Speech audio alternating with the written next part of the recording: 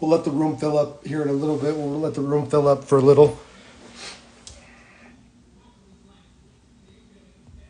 Get Tanner in here. Get some people up in here.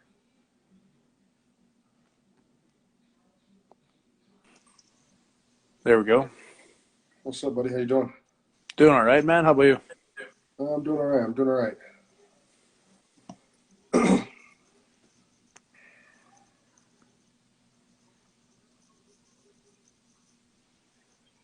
Did you work out? Did you get your workout in today? Oh yeah. Good, good, good, good. You got a way to flip that screen? I have to put my phone upright. It won't work with the headphones. Wait. Nope, that was the other way. I look sideways to you then? Yeah, you're sitting this way. Fuck. Hold up. I can do it with phones. Can you hear me fine this way? Oh yeah, you're perfect. I got you on blast, so you're good. Can you hear me? Good. Yeah, yeah. Cool, cool, cool. Appreciate everybody jumping in here, man. Tonight, guys, we got Tanner Boser, UFC heavyweight right now. UFC heavyweight, a man to be reckoned with in the heavyweight division, man. Let me get my phone.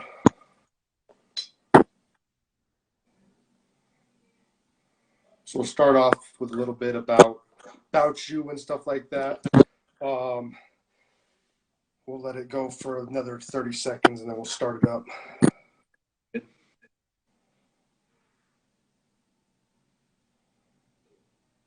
What time you get your day started in the morning? I usually wake up like 10:30. When you're not in camp, you enjoy it, huh? No, I do that all the time. I'm not usually training until like 1 is usually my first one. Okay. No need. Yeah. It's a job, so you don't have to be there on time. You just got to put in the work. So No, I mean I got to be at one certain time. Other ones, yeah, doing strength and conditioning myself, then I can go whenever. But I don't usually do anything before 1 or like or new.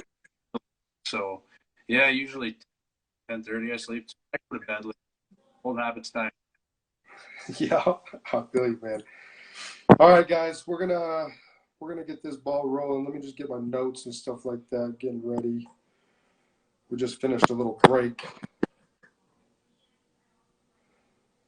So right here, guys, you guys are entering the Collector's Vault interviews, podcast, whatever you want to call it.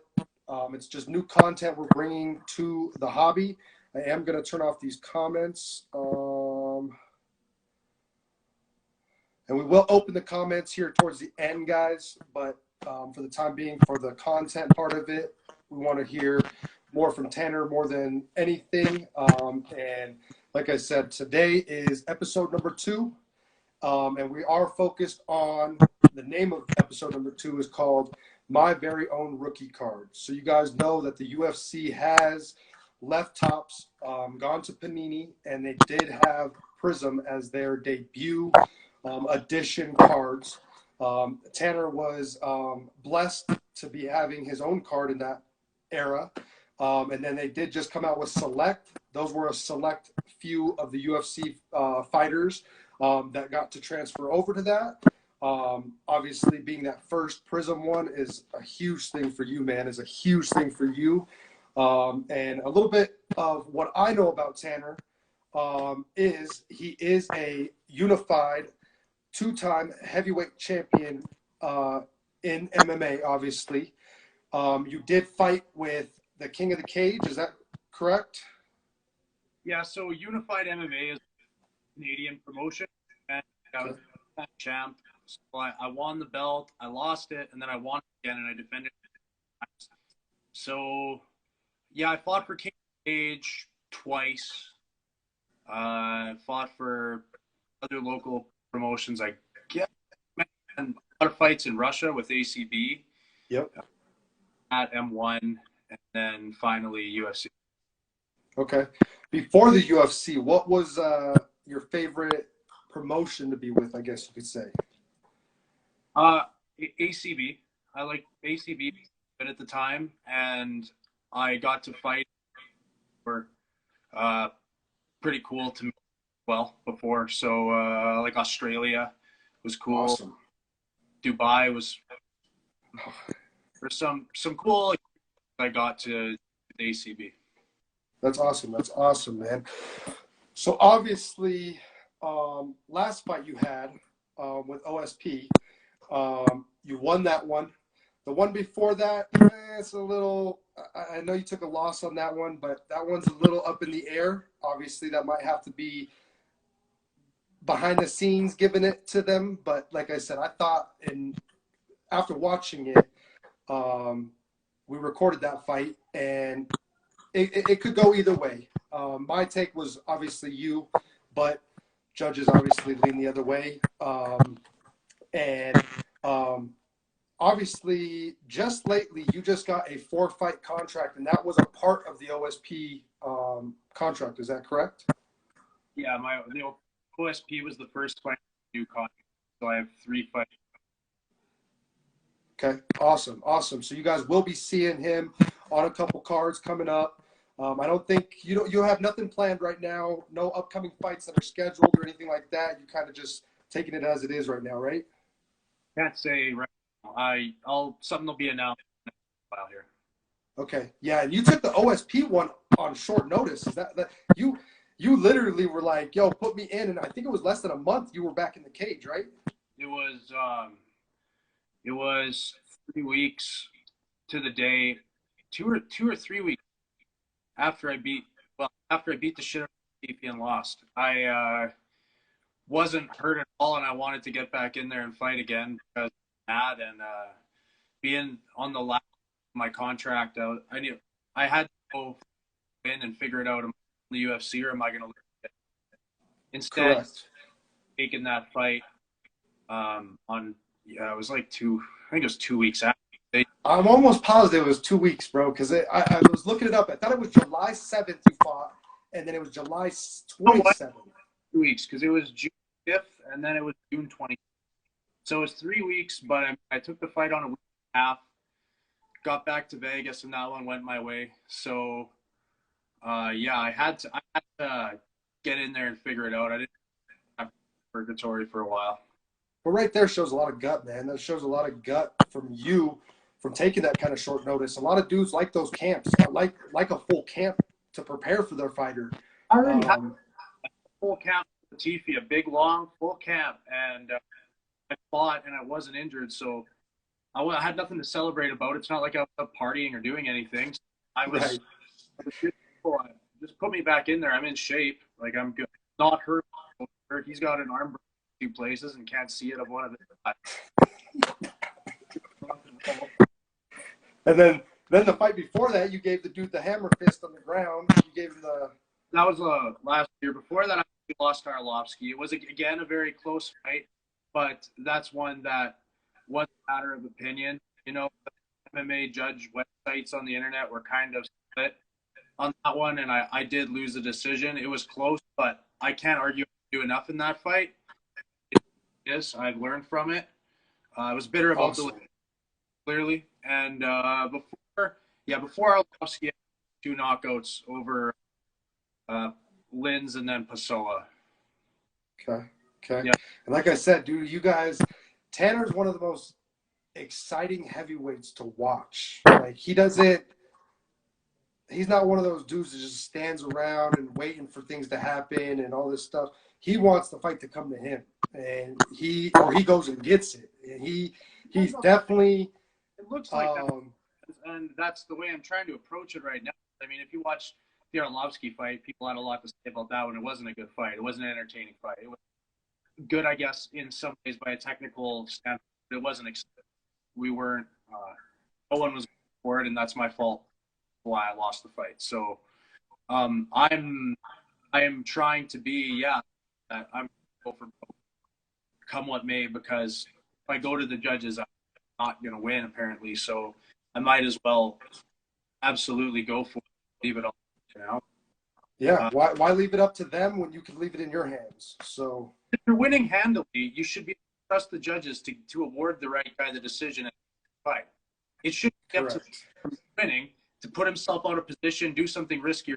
The guy who can't get control of the situation, opportunity to change it and win. That you can say why it's up to them, keep it in the judge.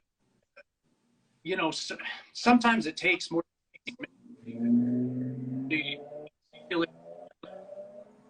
World, you Yeah, know. totally agree. Totally agree, man. Um, so obviously, you guys heard a little bit about Tanner's UFC career, and totally look forward to seeing the next 3 fights, man, and then that other extension that's going to come right after that. I know it's going to come. And we obviously got in contact through cards, man. So me and Tanner right now, anybody that's in here has a green Pulsar or a gold Tanner Boser that wants to sell. We are buying as we speak, guys. So if you know anybody, you know of a drift that somebody has it, we need that card. We've already got one of the list complete. We need the last 2. And that's for his personal collection. We'll get into that now. We'll start off from the beginning.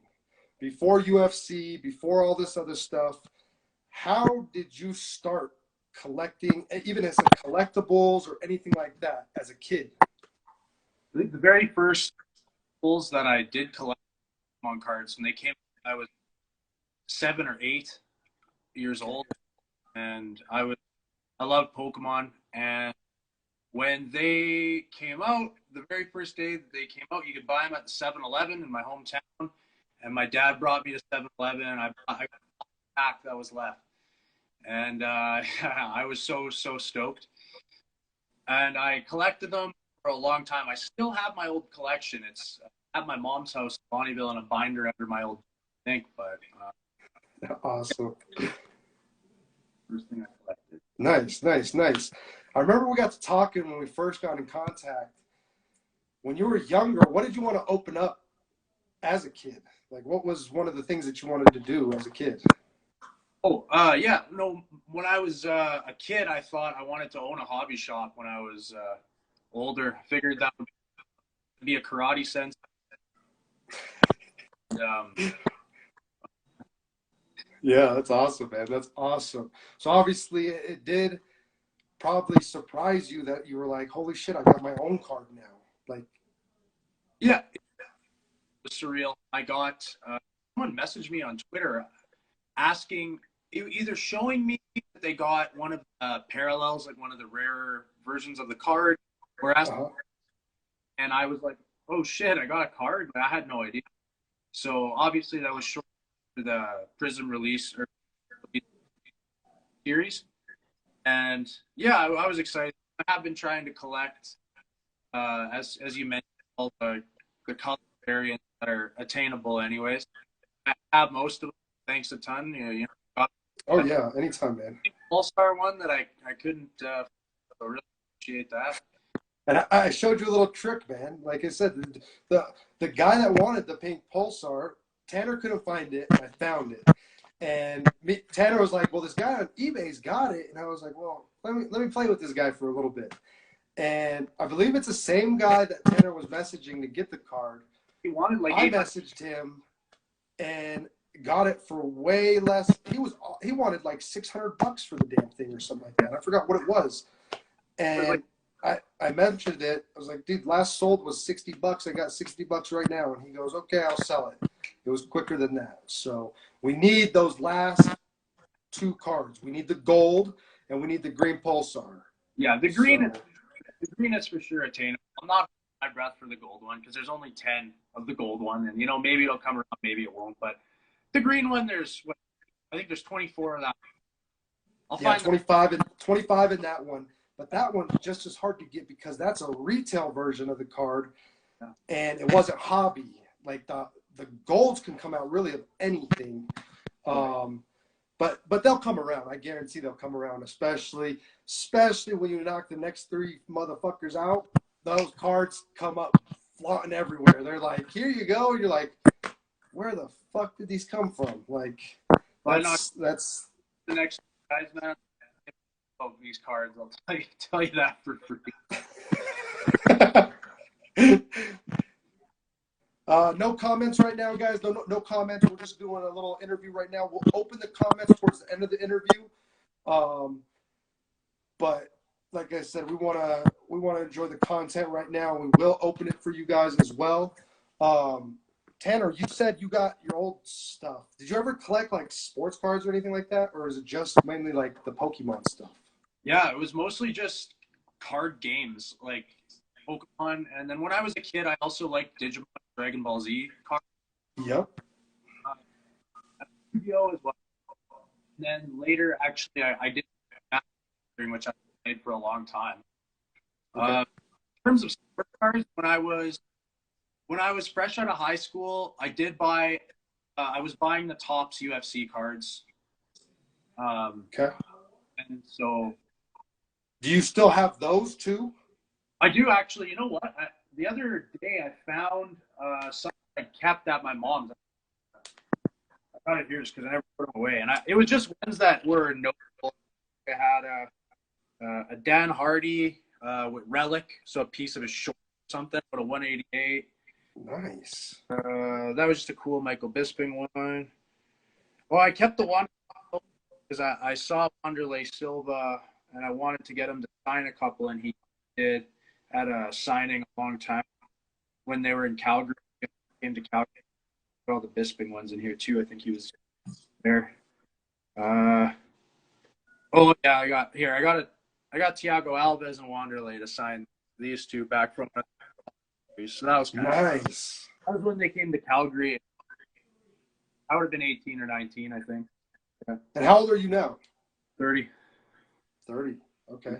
When did you start? So you started at about 18, right? 21. Okay. Yep. Man, that's crazy to think about. What did you do before the UFC, bro? Before UFC? Or before fighting in general, before you became a fighter professionally, what were you doing? Well, I trained karate growing up, so that was kind of what made me want to fight. Anyway, I thought I could do it. Obviously, It was an eye opener, and I had a lot of learn and stuff. But that was the foundation of that. I played various sports. I played soccer. I played football. Yeah, that was kind of doing. That's awesome, man. Let's see where we're gonna go into now. So we are gonna open up some stuff for Tanner. Tanner did purchase some stuff last week that he wanted to keep for the interview, guys. I am gonna rip that open for him. And he did buy vintage Pokemon. You guys heard it. He likes Pokemon, so we're gonna bring him back to his childhood. What else was it? Training and stuff like that. Do you stay in Canada for training, or do you come back to the States and do a camp down here? How does that work for you? I only ever train here. I train here in Edmonton. I have my coaches, my training partners. I don't go anywhere for training camps. Now and then I bring somebody. If there's someone I think's going to camp, I might bring somebody in. I just train here. Awesome. So you just keep it local. You don't travel too much. You just stay at home pretty much. Yep. That's awesome, man. That's awesome. Who's your favorite person to train with so far in your career? Favorite person to train with? I got a lot of good training partners. I can't really pick just one. Okay. Yeah. What's one of the UFC people that you look up to in the heavyweight division, or somebody that was like that you looked up to? Okay, well, I mean, yeah, I really liked Judo heavyweight division. Dos Santos was awesome. He was one of my favorite fighters. I don't see anymore, so I can say that. But I don't look up to anybody in my division. Right. No, you wouldn't look up anybody in the division, but like somebody that maybe retired or that's no longer in there that you got to meet and get some information from or anything like that. Never really met anybody in that where I was to, someone I had looked up to, I was meeting and obtain Okay. any from. There's guys that I followed and I've watched for years and years and years that are UFC that are awesome. Guys like Clay Guida and Edgar, but Yeah. don't, I don't know if look up to them is the right word, but definitely like legendary. But anybody, I have any reverence whatsoever. Okay. Okay. Have you have you fought on a card in Canada with the UFC yet? So I was supposed to make my debut in Edmonton by behind me, but I was supposed to make this stupid fuck named Jacomo tested positive the day before weigh-ins. So I didn't. You got postponed to October, and I made my debut in Boston. So I fought in Boston crowd, and then I fought in South Korea in front of a crowd, and then COVID hit, and all my other fights, all 5 of my other fights in Vegas, Abu Dhabi, in like arenas with only a couple people in it.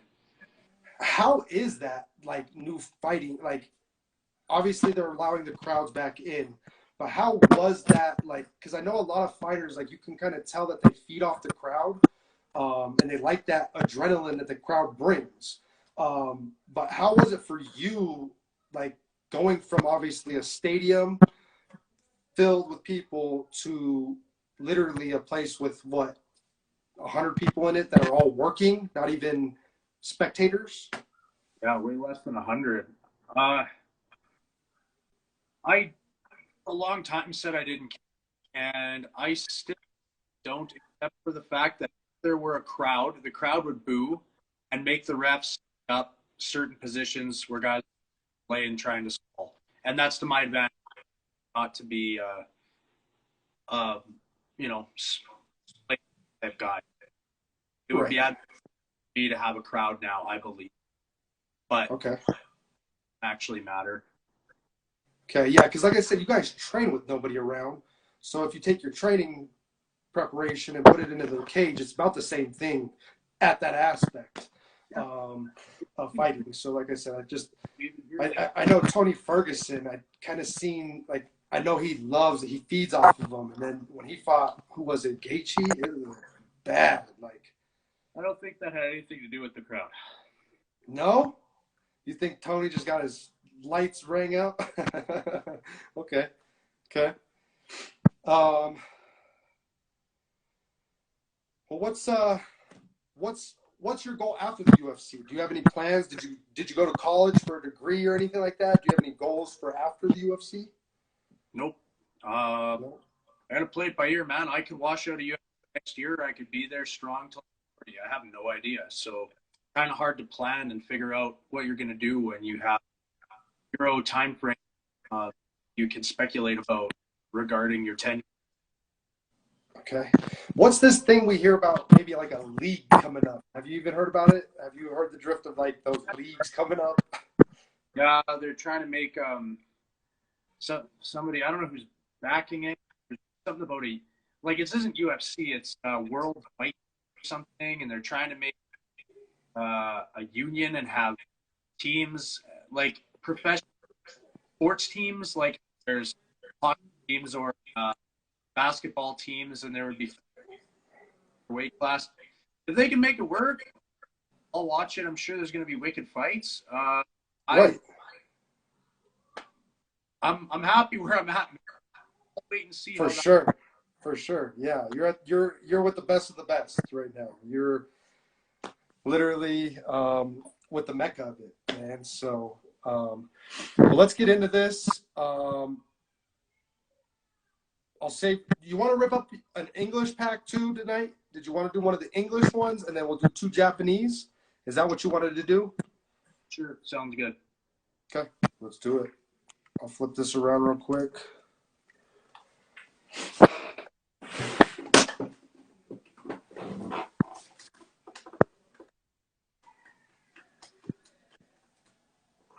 Who's your favorite Pokemon character?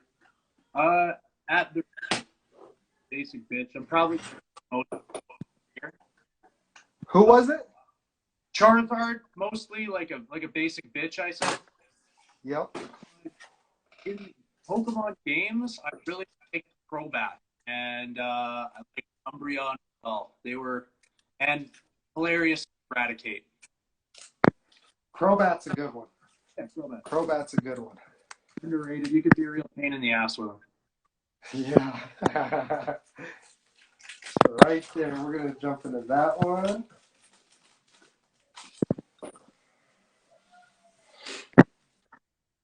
And we got that first edition English right there. So those three right there, we're going to rip open right now. Sounds good. I appreciate that, Tanner. I appreciate you jumping in here too, man. Yeah, thanks for having me, man. My pleasure. Yeah, like I said, and I'll open up the comments too, guys. If anybody's got any comments or anything like that, we would love to find the gold prism, Tanner Boser, and the green pulsar. So you motherfuckers find out where the fuck that card's at.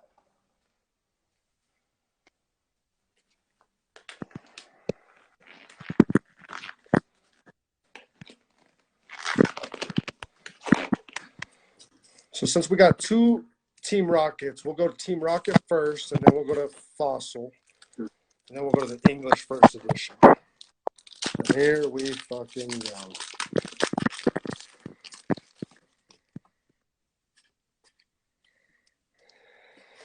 All right, so my content for Pokemon is a little brutal. We got a kitty, a little kitty. We got Takashi69. We call this Brains. We call this fucking shit in town. Right here is Fire Red. This is somebody's mom's favorite glass dildo. Right here is 55 Smokers when he doesn't have any smoke. Oh, we got a little bat. There we go. Little starter of COVID. Famous COVID starter right there. Don't need him. We got I don't know who the fuck this is, but bang! There you go. Holy shit! Good one. You got can't get Charizard, but you got Blastoise. Holy you got, fuck! Dark Blastoise, the shiny one too, because there's a non-shiny one in that series too. Yep. Holy shit, Tanner. Whee!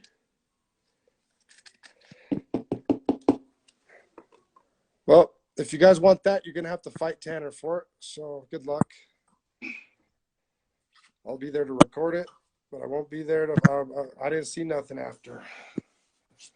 Damn, Tanner's hitting in the vault, man. Holy shit. Here we go. Now it's time to hit this one. Fossil. For those who aren't as big of nerds as I was when I was a kid, Fossil, third Pokemon, expansion, third Pokemon series. Okay.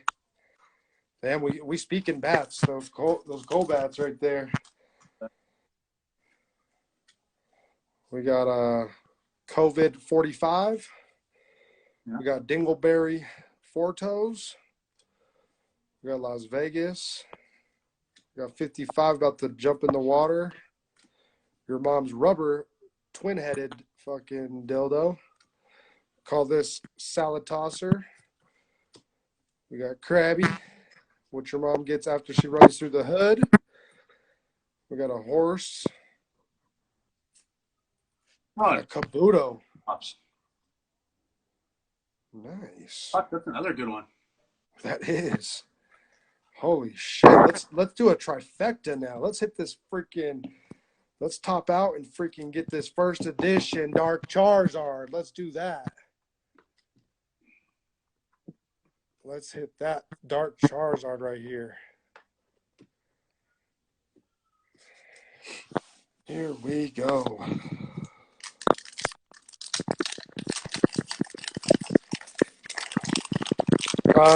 Tommy, I don't think you stand a chance, bro.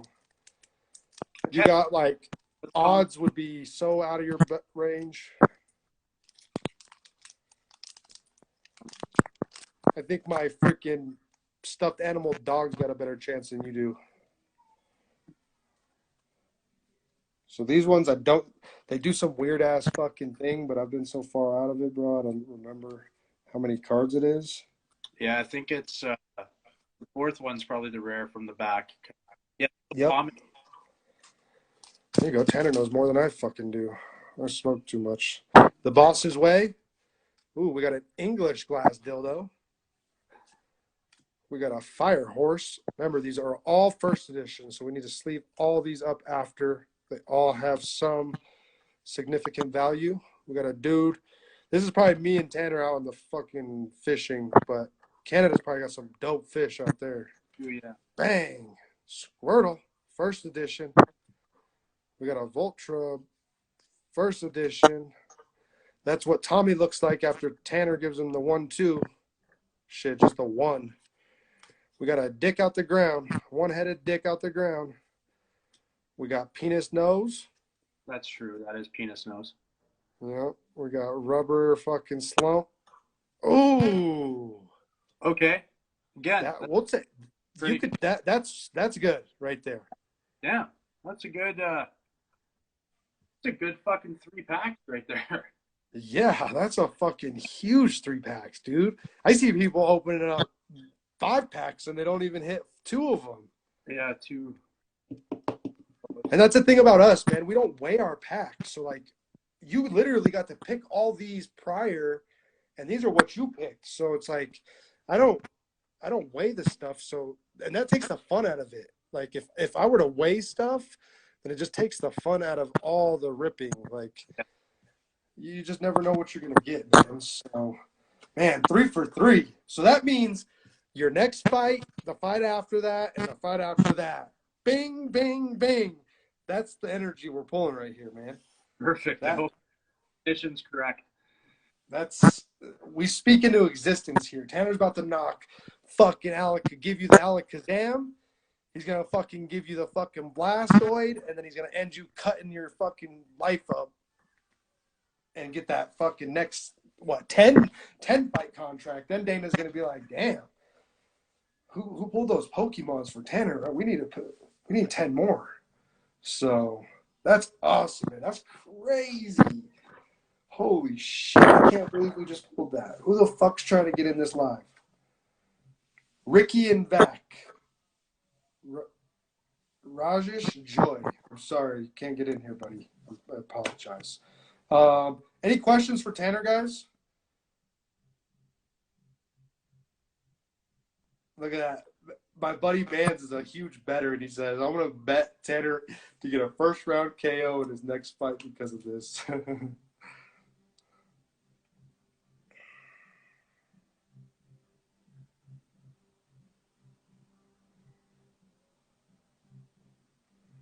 Let's see. We lost Tanner for a little bit. We'll see if we get him back.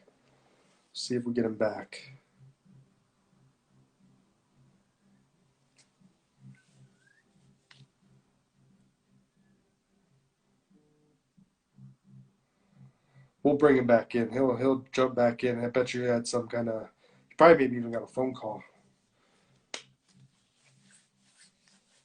We'll see. Dude, that was a massive 3 fucking packs.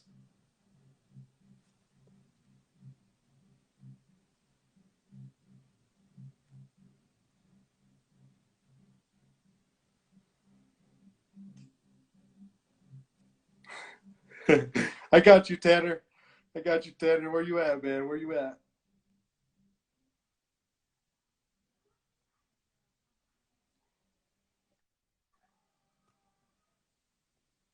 Is Tanner back in here? Tanner's fat finger fucked his phone up. He was like, I was trying to read the comments and I fucking clicked it. It's like I X'd you out of it. He should be, there he is. There he is. We'll bring him back in. Tanner was getting hyped. With that Blastoid. He was finger fucking his phone. And then my phone thought that I like flipped the app up or whatever, and then it just got me out of Instagram. So yeah, sorry about that. No, I you're just good. three foils. Um, going through it, let me see. Man, I'm going all the way to the beginning. No, we're not going all the way to the beginning. That's too long. You can. Um, I'm good here. yeah. Um, Tanner, know any newbies? No. Newfies. Know any newfies? What's that I mean? do. It's a part of the coast of Canada, Newfoundland. No Newfies. One of my main training, Eddie, he's a Newfie. Nice, nice, nice. So yes, he does. Those when you gonna destroy. Yep. No fights up scheduled, guys. There will be updates from him, guys. Give him a follow if you're not already following Tanner, which I'm pretty sure most of you guys are. Anybody in my group of people that isn't following him, follow him, man. He gives you and watch his fights because he's entertaining. He gives us what we pay for to watch the damn fight. He's not sitting there poking fingers at each other and fucking reaching out, moving. This dude's brawling. So that's what I love about Tanner, man. He's in a fight. That's what I'm paying for. I want to see a fight. I want to see two dudes beat the living fuck out of each other. Tanner, do you know a Matt Calvert? Some guy said Calvert. Uh, where is it? Can I see the question? I don't want to fuck it up. How are we spelling it? Matt and then Calvert. Not off the top of my head, but it's possible, man. I'm shit with names, and I know a lot of people, and I forget a lot of stuff. Oh, here's a good question. What is your favorite post meal?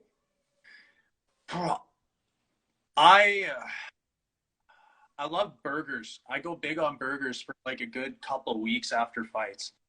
But as for right after the fight, so it depends on how the fight went. I'll get hungry later night if it was a good if it was a if it was a good performance. I didn't get overly exhausted or fucked up. But if it's a crazy grueling fight, I might not even eat really that night. I might eat in the morning.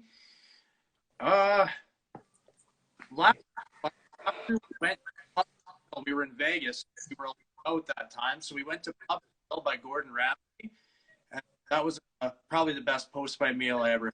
You guys hooked it up. Awesome. Awesome. Do you have any like pregame meal that you like? Obviously, you got to cut your weight sometimes. It seems like you don't really have to worry about the weight cutting Right. because you maintain that weight. But is there something that you like have like before the fight that you're like, yo, man, it's a pregame meal? Because like I said, I was like, I can't really eat that. Like, I make sure I have oatmeal in the morning. I have oatmeal with like berries. I have a small glass of coffee, like cold brew. I like it's black, and then some sort of like rice chicken type dish, something like that, bit with a little bit like the complex carbs or some pasta early in the day with chicken. And I eat a little bit until I start dry heaving, and then I can't eat the rest because then my body knows that that's the exact thing I need. I don't know. It's a whole thing. And then I like a couple kind of energy bars. Fight gets closer, banana, and that is what I eat. yeah. You don't want to be shitting in the ring. So, um, You don't need that. what one of them says, what would you do if you did not fight for a living? Like, I for a minute there, I went and I got my EMR, so emergency medical responder, and I planned maybe get my E and then firefighter. But that's I was doing that while I was fighting. Still, I took a little break several years ago. This isn't a thought of mine anytime soon. And that was because I train with a lot of guys that do that, and they're able to work for them. If I didn't fight, I don't know. I was working at a place called water conditioning where I drove like a big cube water. yeah. That's what I did for 4 years. I don't know. I had no idea. I did not know. So What brought you into the ring? Like, what pushed you? Who took you to the gym and was like, yo, dude, you got to try this? no one. I was from a town called Bonnieville here, so it's got about 5,000 to 7,000 people, and there was no MMA gym. There was guys in Cold Lake a half an hour drive away that had some fights, and I did go get my ass kicked by the one big dog there, Tim Nelly, for a couple times pretty bad before I knew anything. I was just body. I didn't know. I'd never actually had a professional fight or any striking besides body very flawed on its own. Yeah. And no one brought me there to introduce me to it. I just liked UFC.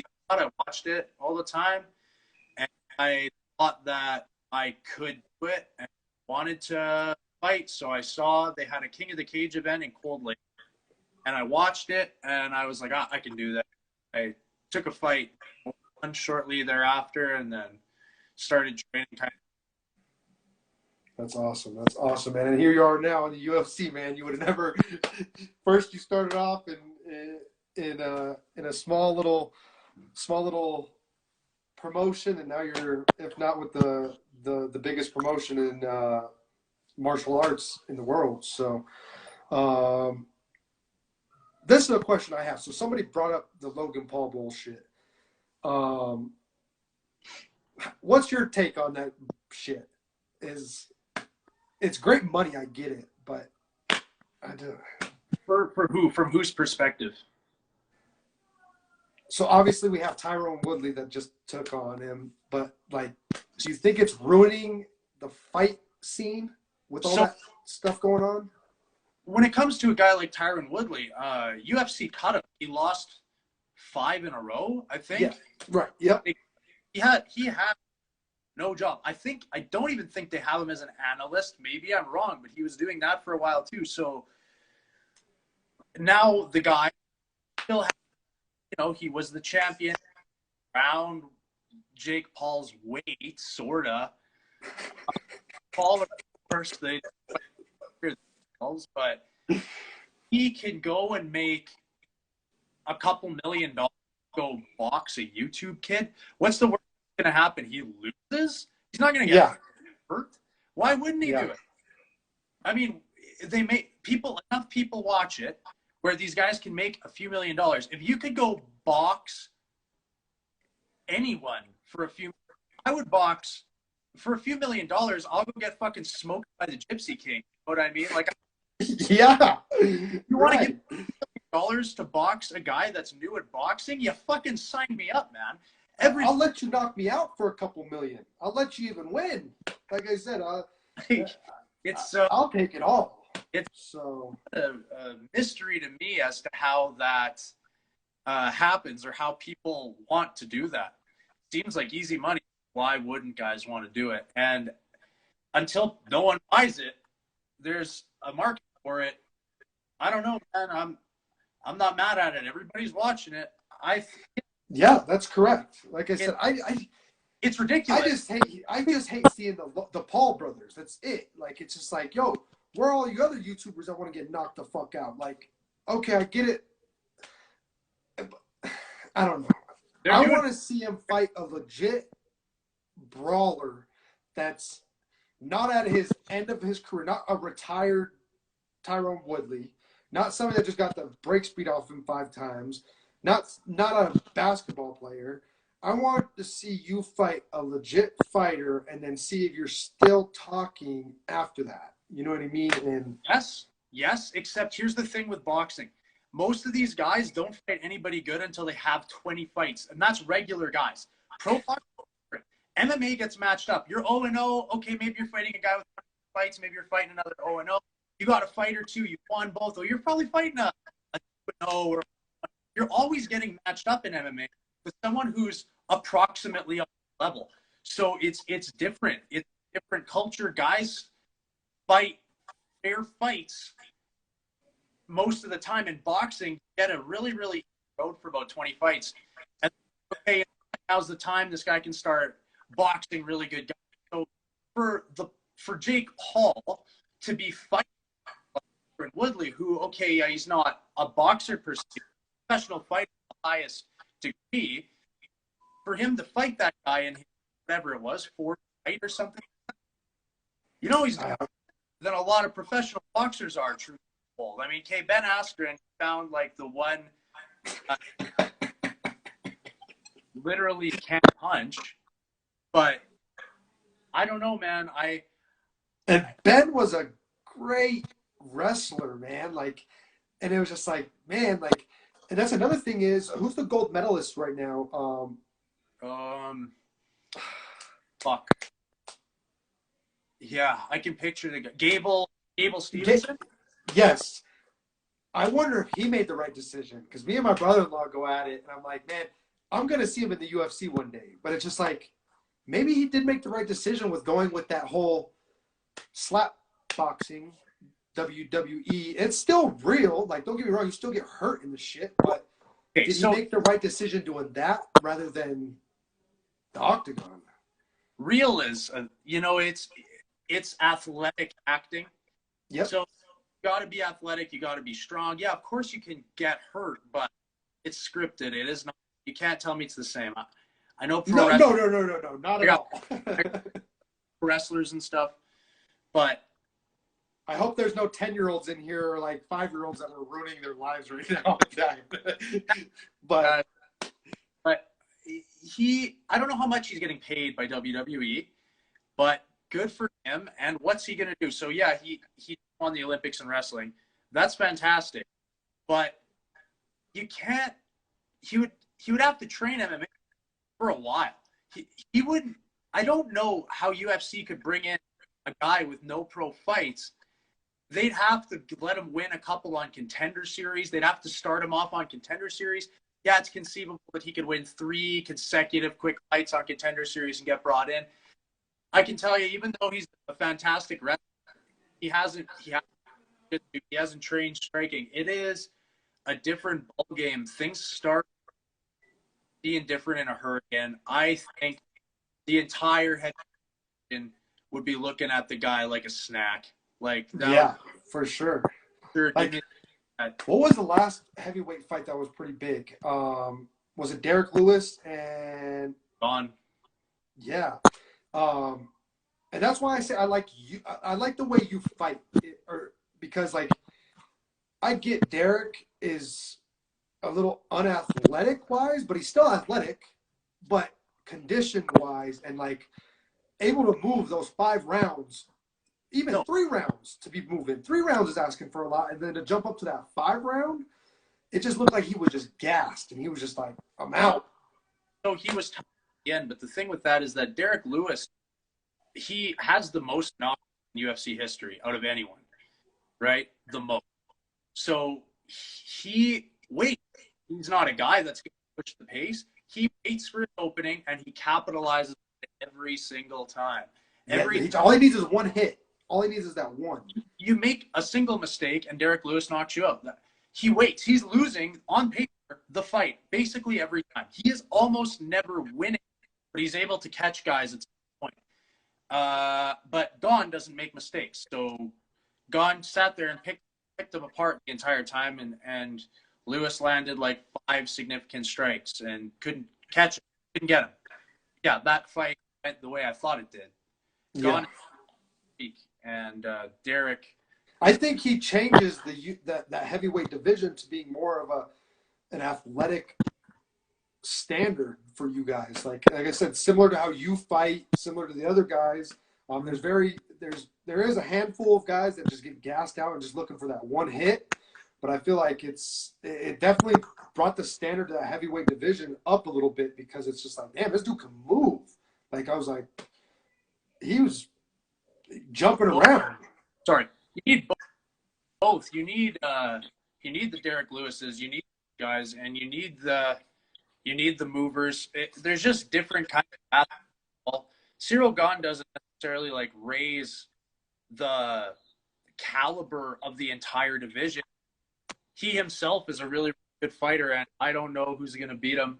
I have no idea. I think the best shot anyone in the top 10 has to beat him is Curtis Blades. But Okay. whether I'd still bet on Gahn, but I think that Blades is the guy who would be interesting to see fight him. Besides that, I think Cyril and Ngannou, that's fun. We're going to see that one. That would be great, and everybody can't wait for that. But I think Cyril. Yeah, for sure. For sure. That'd be awesome, man. That'd be awesome. Um, who's the other ones coming up? Nick Diaz is coming back, right? Nick Diaz is coming back into the UFC. Yeah. Finally, I know his head's going to be on everybody's list if he wins. Everybody's going to want a piece of him when after it.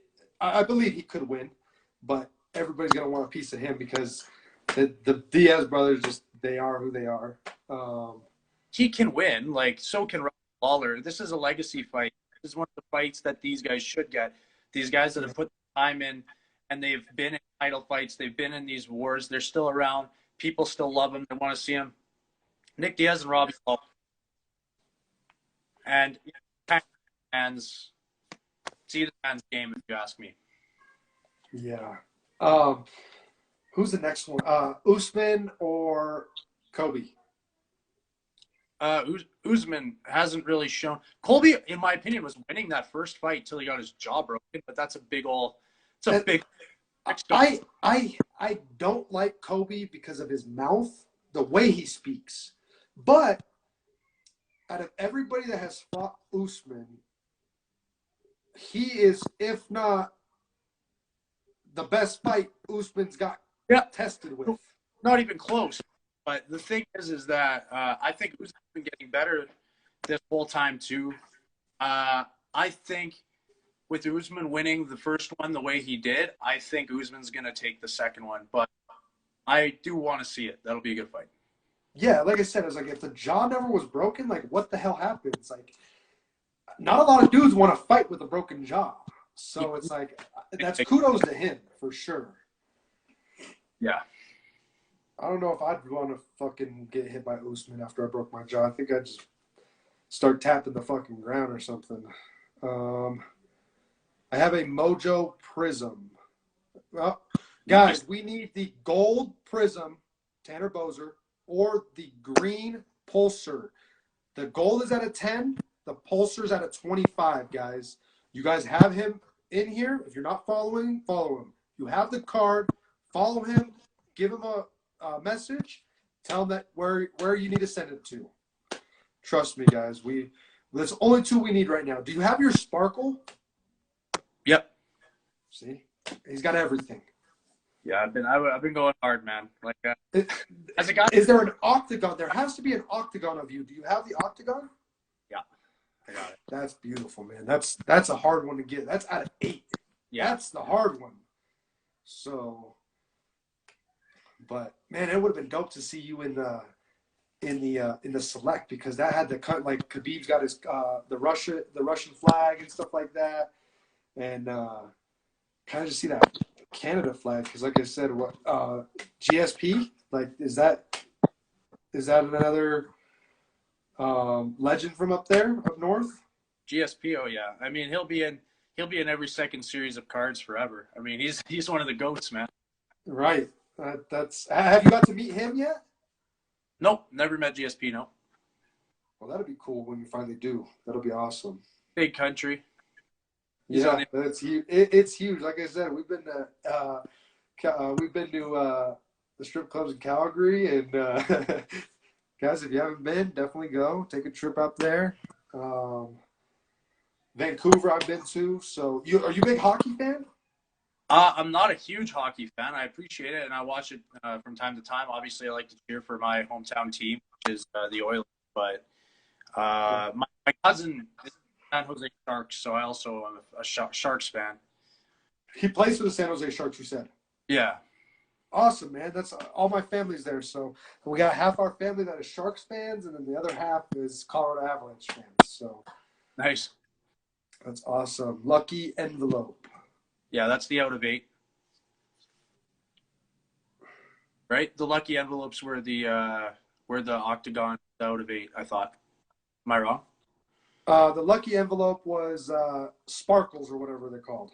Oh yeah, I got the white sparkle or whatever. Yep. Yeah, I got that one. Yeah. Can't believe you get paid to knock for fights. Yeah, man, it's a career, man. It's a dangerous job, man. It's very few can sign up for that job. It's very few can uphold that job. So Tanner's definitely one of those. Lumpia, no, it's different. What do you mean it's different from the Lucky Envelope? Lucky Envelope. I heard of the lucky envelope, but I don't actually. I'm not familiar. Not if it's not the white sparkle or the octagon out of, then I guess I don't have that one either. Whatever it is. These Well, look, these series sports cards, man, they make it. They put out a lot. Put out a lot of variant cards. It's quite the thing. yeah, dude. Like, look, they just. Lucky Oh. envelope pack, he says. Yeah, two per pack. I think it's 2 cards per pack. I thought that was a sparkle, the white Yeah, yeah. sparkle pack. Hold on. What? That's the white sparkle one. Is that? Yeah, that comes in as well. Um, it's like an X Factor. I haven't seen that one, man. I haven't seen the lucky envelope. The cards that come in are 2 cards. I know that's the sparkle. Sparkle is 3 per. Maybe you're right. Maybe you're right. Yeah, maybe there's a third one I'm missing from the attainable. Well, Lumpia, how about you do this? How about you find me the fucking lucky envelope, fucking Tanner Boser then? Always respected Tanner as a true fighter. Never turns down fights. Hell no, he doesn't. He'll take it in 2-week notice. I know that for sure. Hey, Alan. As long as he's not hurt, sign him up. One dude asked, "What is your most valuable card in your collection?" If it's the collection of my own card that I've been narcissistically collecting, then I guess the out of 8 octagon one. But I have, this is pretty cool. I have over here. I got them framed, but those are 3 original like English Pokemon card packs. Yep. They're not shadowless. I got those. I didn't keep them from when I was 8, but I did get them over 10 years ago for like $100 for all 3, and I just saw them up in price, and I'm like, I'm just gonna get those and keep them. So those 3 packs come out over $1,000, I think. So and those are sealed. Yeah. Awesome. So nobody knows what's behind that fucking pack, guys. There could be There could be 3 Charizards in there. The luck this guy's having. Fuck. You got that boy right there. That's dope. I'm glad I got to pull that for you, man. I'm so glad I got to pull that for you.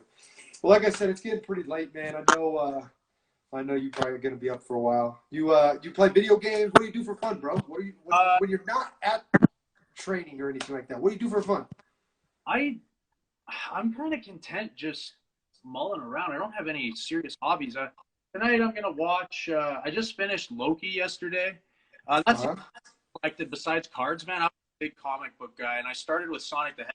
I was big into Marvel I still love it, but I read tons of comics as a teenager. All the time, man. That was like the thing. I liked Loki. What If tonight? Nice. Yeah. That's dope, man. Like I said, it's. Oh, yeah, I got this too. That's actually kind of cool. I got that's the final issue of Uncanny X-Men signed by Stan Lee. And he signed 50 of them. Dang. Yeah, because that was the original run of Uncanny X-Men that he started before they. Yeah. Man, you gotta tell Funko to go get you a little Funko character, man.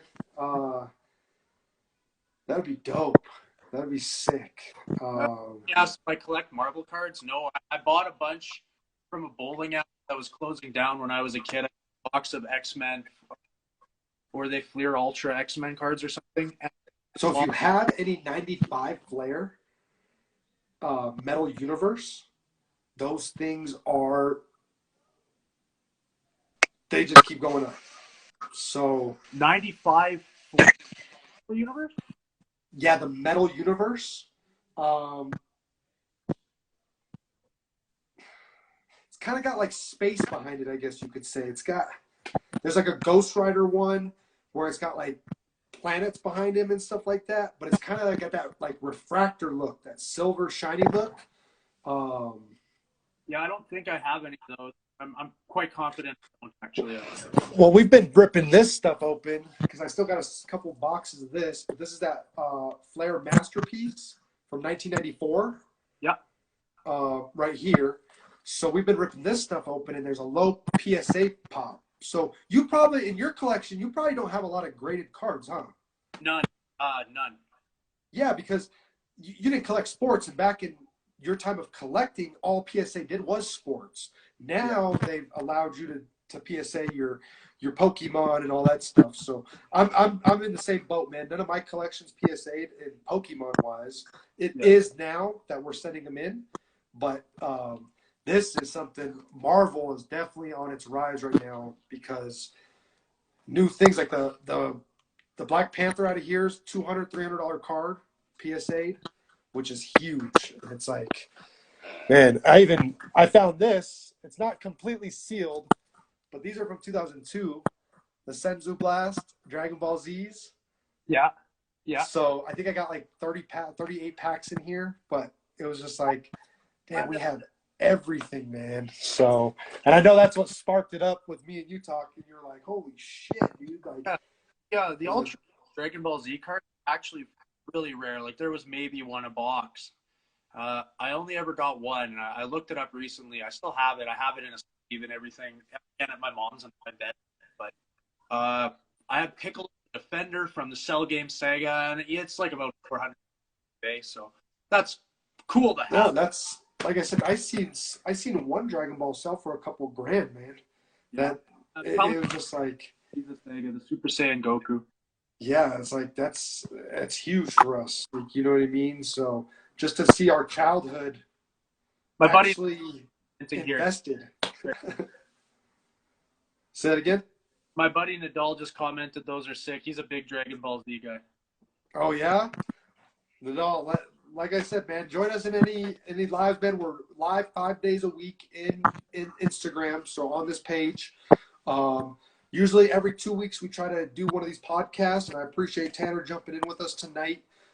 Just to know a little bit about Tanner, ask our questions about the UFC. The man bought these about a week ago, and we finally ripped them open. So we got this one out of the Japanese fossil. Then he goes and gets this out of the first edition. He got a dark Alakazam hollow. And I don't know how we did this one, but he goes and gets a Dark Blastoid, man. Hollow. I know you can't really see it, but right there. All 3 packs, 3 hollows, man. That was crazy. And they're not just regular hollows. They're bangers. So I appreciate it, Tanner. I'm going to let you go, man. Thank you for jumping in with us. And you know you're always welcome. Whenever you're in Denver, man, give me a call. Next time I'm up in Calgary, I'll give you a call. But I hope anybody that watches this, guys, give Tanner a follow.